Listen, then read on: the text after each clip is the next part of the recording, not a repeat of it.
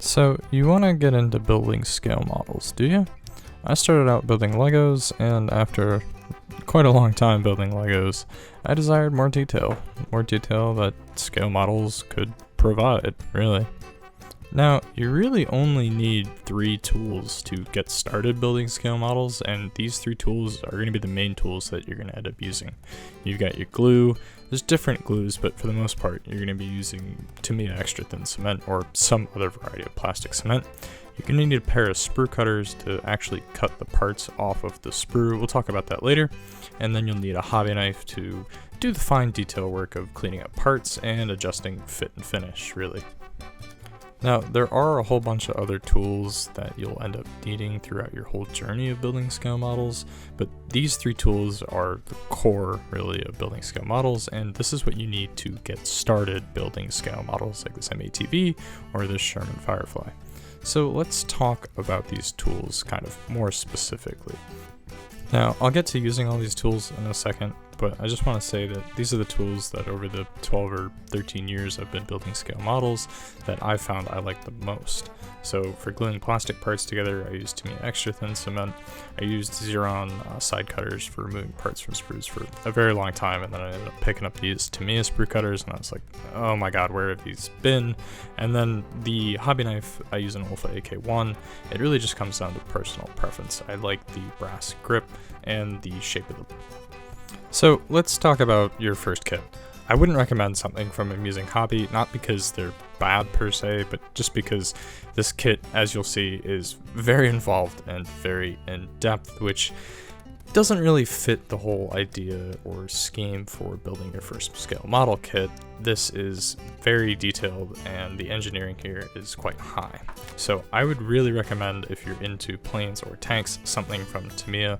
Their engineering is spot on, the detail is great, and the part count is really good. And there is a pretty kind of classic and very true joke that you could just take all your tools, put them in the Tamiya box, shake it, and you'll have a kit that's done, because building a Tamiya kit is really just that straightforward and just that easy. There's not a lot of fuss, and I'll crack this kit open so you can see what it looks like inside, and then you can compare that with the other kits I'll show you in a second here to see kind of why a Tamiya kit is a perfect starter kit. And like I said, I've been building scale models for 13 years now, and I still pick Tamiya kits, not because they're beginner friendly or they're easy, but because the detail is fantastic and I know I'm not going to have to fuss. You can see here you have a whole tank and it's only 5 sprues. Everything's nicely laid out and it's all just straightforward. There's not a lot of fuss. Compare that to something like a Dragon kit, which is kind of, I would say, the classic or the antithesis of what a scale model kit is. There's a lot of them. There's a lot more sprues, there's a lot more parts. You have to deal with stuff like photo etch, which for a beginner can be quite involved. And then you have accessories and other very, very fine parts that you're not going to find in a Tamiya kit, which isn't to say that Tamiya kits are bad, but the idea here is that you want something that's going to be enjoyable for your first scale model kit. You don't want something complex, you don't want something that's going to have a lot of fuss, and you don't want something that's really going to frustrate you. So while I am building this Amusing Hobby kit as an example to show you, I wouldn't recommend it. And really why I'm building this as an example to show you is because I know this kit is going to be difficult, or at least laborious, and that way I can show you the entire gamut of techniques and skills you'll need to build a scale model kit, whether it is a Tamiya kit, whether it's your first kit, your second kit, your third kit, or you choose something else that might be a little bit more difficult. Alright, so you've got your first kit. I usually start by cracking the kit open and taking all of the sprues out of the plastic bag. 99% of the time they're going to be in plastic bags. I also give everything kind of a once over to make sure that there isn't any loose or broken parts in the bag. That way I don't accidentally throw out any parts, because believe me, I've done it before and you probably will too. From there, I give the instructions a once over. Usually they've got some detail about what it is you're building, and then they've got a layout of what all the sprues should look like, and then it goes right into the instructions. And I like to familiarize myself with the instructions both so I know what I'm getting into, and if I don't quite like how the kit starts, I can look and see if there's somewhere else better that I think we should start the kit at anyway. So you can see just by the thickness of these instructions that this kit is very involved. 40 steps, 17 pages just to finish the flak, and then the rest of the instruction booklet to finish the radar. Now, I'll grab the Tamiya instructions in a second, but just look at the thickness of this, and there's a lot of steps, well, sub-steps to this kit.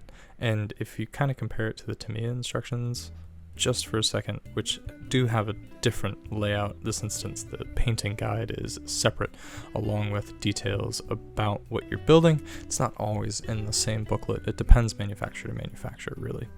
But if you just kind of compare with the overall size and thickness between these two, you'll see why Tamiya starts to look a little bit more attractive if this is something that you've never done before, something that you're kind of apprehensive if you're going to enjoy this.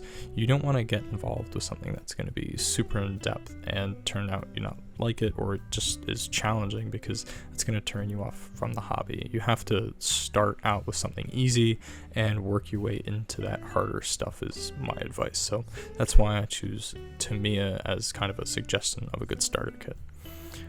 Alright, so now we'll actually start building the kit. In this instance, I'm just going to start on page 1 because the assembly seems straightforward from here. Usually with planes and stuff, it gets a little bit different. I always build the cockpit first on planes, and then I'll build the fuselage and go from there. That's usually how it's laid out, but you would be surprised. So first things first, I'm going to start with E12.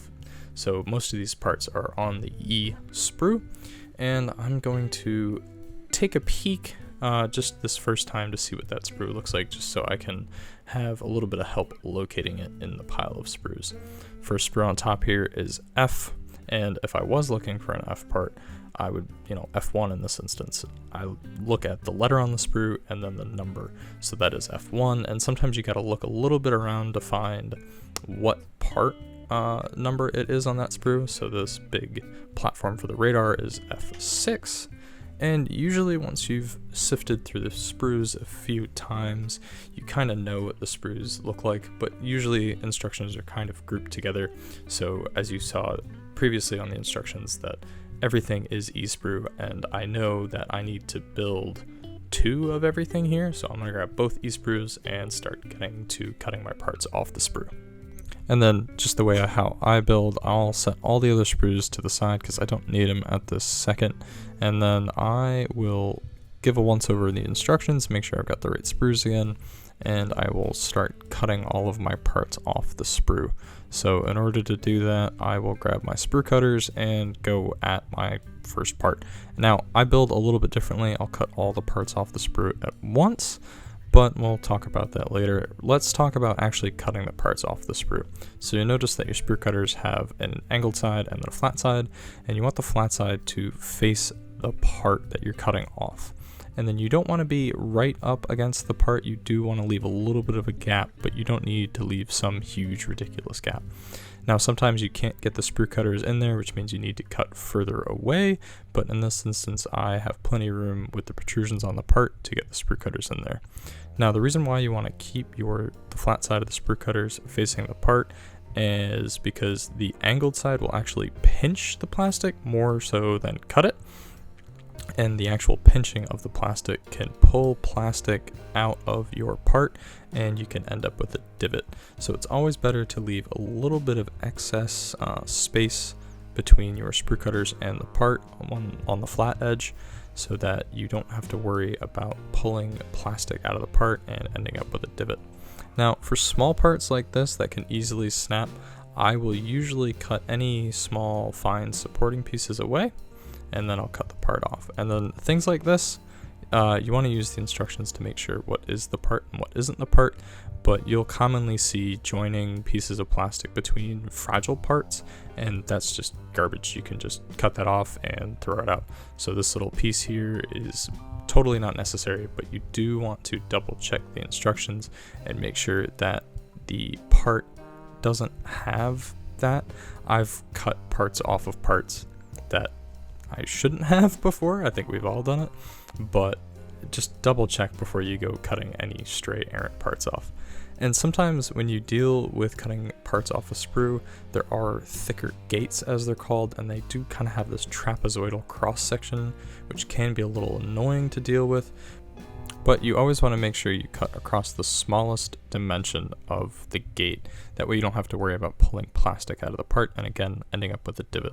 So here's a perfect example. You don't want to go at it like this, and usually the smallest dimension is the easiest dimension to get at, or the easiest side I should say to get at, and you shouldn't have to fight trying to get your sprue cutters in there.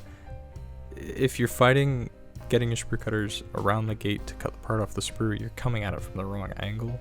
And usually when I do have those larger trapezoidal sections, because there's such a large gate, I will always make sure that I leave more than I need on the part. That way I don't worry about pulling plastic out, because you can see how I've cut these far away. There are divots in the surface, and then usually what I'll do is, again, from the small dimension, so not like this, not across the wide dimension, but from across the thin dimension, I will trim the gates now that there's not a huge chunk of plastic that can get bound. And then from here, I'll actually grab my hobby knife and trim up the parts. Now, holding your hobby knife is personal preference. I like holding mine like this, but cutting towards yourself is always a bad idea. And you always want to use the hobby knife, especially if you're holding it like this, in kind of a sweeping motion. You want to cut across. You don't want to use it like a chisel trying to chisel the parts or the excess sprue away. Now on a large flat part like this, it's really nice because you can just take your hobby knife and against your cutting mat and just chop the excess off. Easy, straightforward, no mess to clean up. Now, speaking of mess, sometimes you'll have what's called flash on a part, which is excess plastic that shouldn't be there.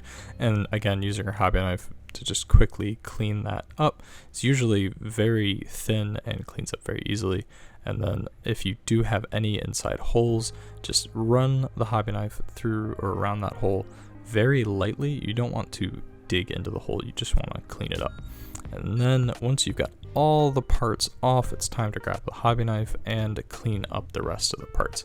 Usually if I have large areas of remaining gates from the sprue, I'll clean them up right away. Now that I've got all my parts off the sprue, it's time to clean everything up, and here's a couple different scenarios that you'll run into when you are cleaning your parts up. So usually some parts will have a bevel like this where you've got the flat, completely flat surface on one side, and on the other side you've got a bevel, and usually what I do is I grab my sprue cutters and just trim that gate ever so slightly. Again, you don't want the sprue cutters up against that bevel, you want to leave just a little bit of excess material, and that's because the bevel is really thin on that flat edge, and you can actually pull the plastic out from that bevel and you'll end up with a divot in the surface and you won't have a nice clean straight edge. Then once I've removed most of the gate, I will come through with my hobby blade now, again matching the angle of the bevel, and I will lightly trim up any excess that is left over from cutting the excess away. And then for small round bars like this, you always want to hold it from one end, leaving one end relatively free. If you're a little worried about leaving that end free, you can cut away from yourself, but usually when I cut away from myself, I find that I don't have a lot of control, but rotating the part and taking light passes is a nice way to have extra control in this scenario. And then you can always take your hobby knife perpendicular to the surface of the part and scrape the excess away. This is really helpful if you have a parting line on the part instead of just excess sprue gate. If you hold the part on both ends or squeeze it between your fingers, you can very easily snap the part, and it's a huge pain to try and fix. And then for any complex parts like this, it's kind of a combination of all the techniques. So if there's any excess pieces of gate, I'll trim it with my hobby knife, and then usually, well, for a part like this that overhangs itself, there will be flash that needs to be trimmed. Like I said earlier, flash is super easy to clean up. Just take your hobby knife and remove it. Pretty straightforward, but it can be annoying if there is a lot of it. Thankfully, good kits don't have a lot of flash. And then for the larger gates on this part, I'll take my hobby knife and match the angle of the part, trimming the gate from one angle, and then I will rotate the part around and trim it from the other angle. And sometimes if there's any unevenness from me cutting the part, or cutting the gate off the part I should say, I'll take my hobby knife and use it as a scraper to scrape the part flat and even.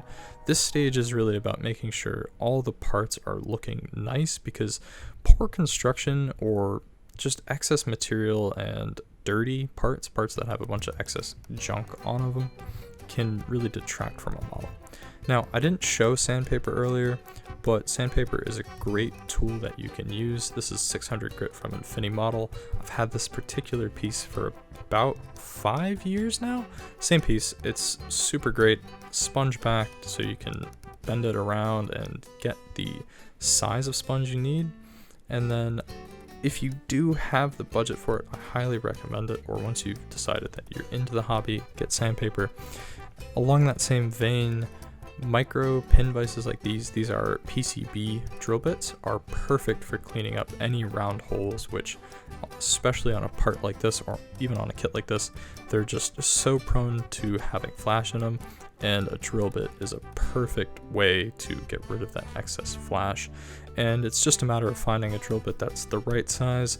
Sometimes you will be in between, and usually I will drill a new hole, so I'll pick the bigger drill bit, but in this instance, this size, I forget the exact size, I want to say it's 0.3 millimeters was the right size. And then these are PCB drill bits, are really nice and sharp, so you don't even need a pin vise. You can just grab the drill bit itself and run it through there, and you can see now that all the flash has been removed. You can compare that the 3 of these sides don't have nice uniform holes, whereas all the other ones do, and from there it's just a matter of rinse and repeat. So you can see here what the part looks like all cleaned up on the bottom, and then the other one that I still need to clean up on top. And then sometimes, unfortunately, you end up in scenarios like this where that bottom line is supposed to be there on the part, and the gate stretches across a part that's supposed to be there and a part that isn't supposed to be there. So you need to get a little creative. And in order to do this, what I found is the best way is to take my hobby knife and get the majority of the gate cut off. And then that way I can come in from a different angle and easily remove the excess. So here what I'll do, now that I've got the gate all trimmed down, is I will match the line that is already supposed to be there, and I will cut through the gate down deeper into the plastic. That way, once I come at it from this angle finally, the excess will just pop right off, because I am cutting it from 2 different directions. I'm basically chiseling the excess gate away. It's really about getting creative and picking the right tool. This is kind of where an experience thing comes in, and look, your first kit isn't going to be perfect, and that's not anything against you. Nobody's perfect trying a hobby the first time. I guarantee you, if you've never played a musical instrument before, you couldn't go pick up a guitar and play it like Black Sabbath. It's just not gonna happen.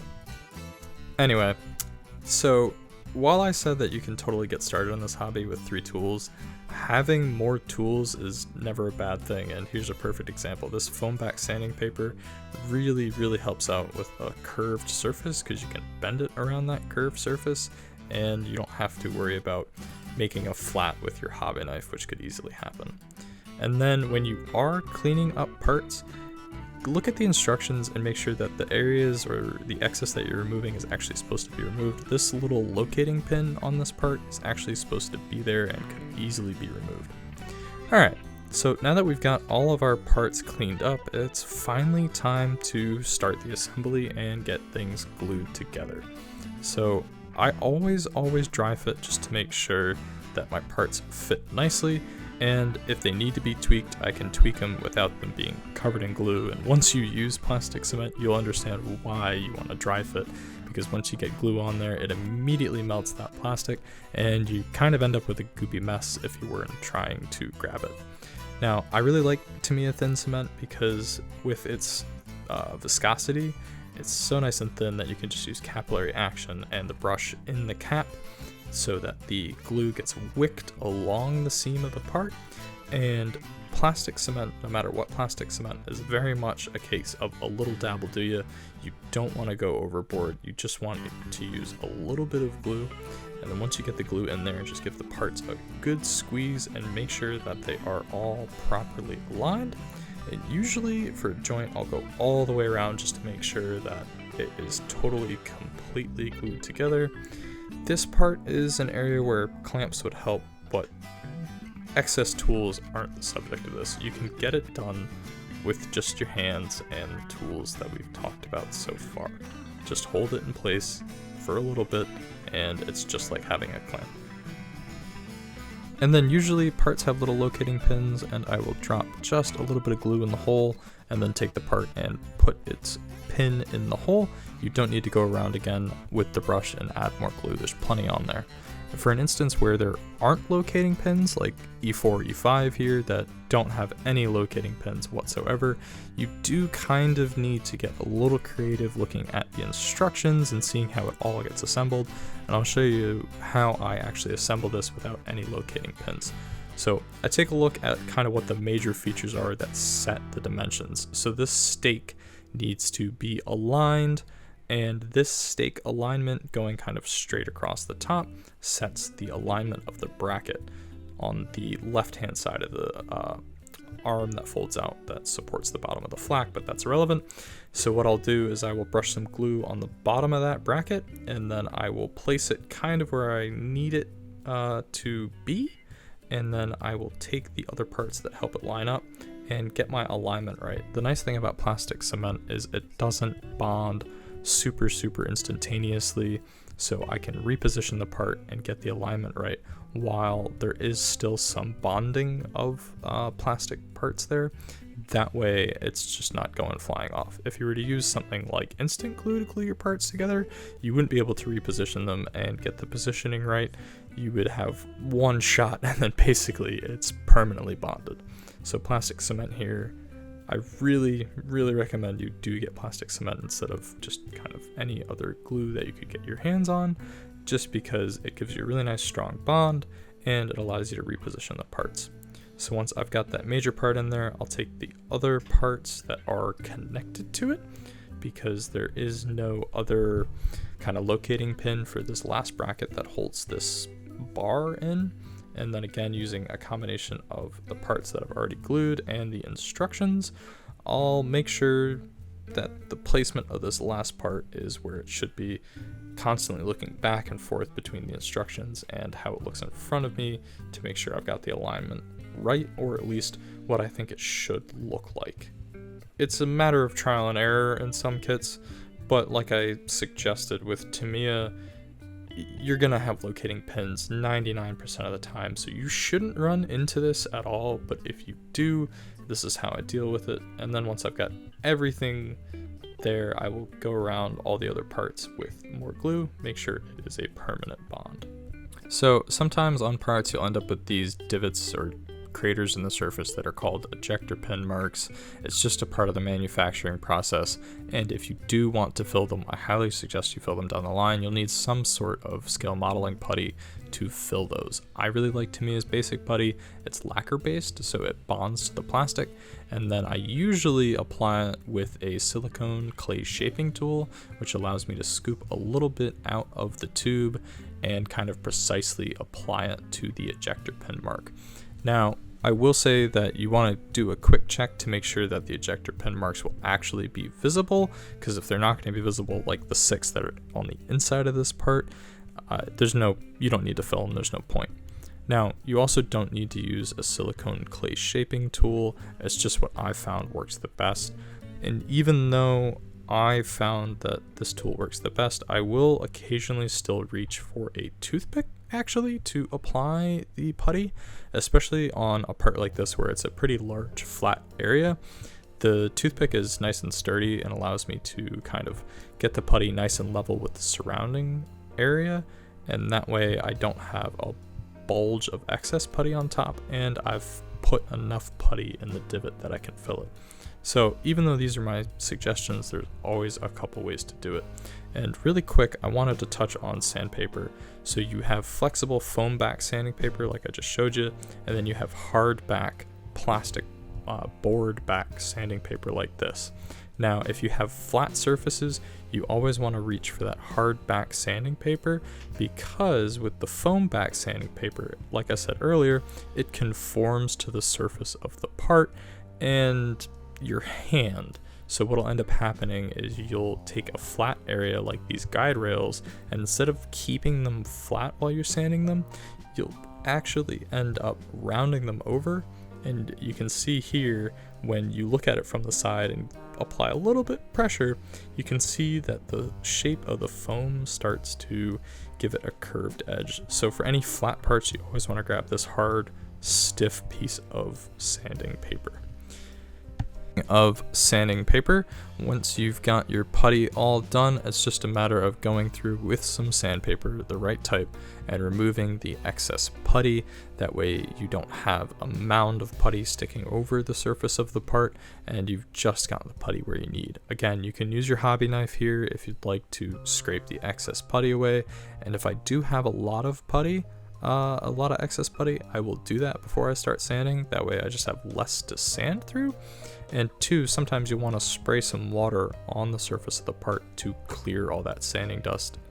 And then once you've got all your parts cleaned up and all your parts assembled, it'll be time for paint, but we'll cover that later. Congratulations, you've just built your first scale model kit. Now, don't worry about getting your first scale model kit perfect on your first try. It's the first time you've ever attempted something, and trust me, I was not perfect the first time I picked up a scale model kit, even though I've been building things and building Legos for many years prior. It's okay, don't get frustrated with the plastic. Take your time and just enjoy the process of it. You'll get better with each successive model, and just enjoy it. It's a hobby. You're supposed to be having fun. Don't stress that your first scale model doesn't look like a master scale model builder's. It's not gonna happen. And that's totally okay. That's what this hobby is about. It's about building things and having fun building the things. And it's pretty fun to get better. Save your first model, I will say too, just kind of as a memento of your first model and starting the journey. And it's really, really fun, in 3, 4, 5 years down the line, if you do stick with the hobby, to look back at it and say, wow, I really, really have come a long way.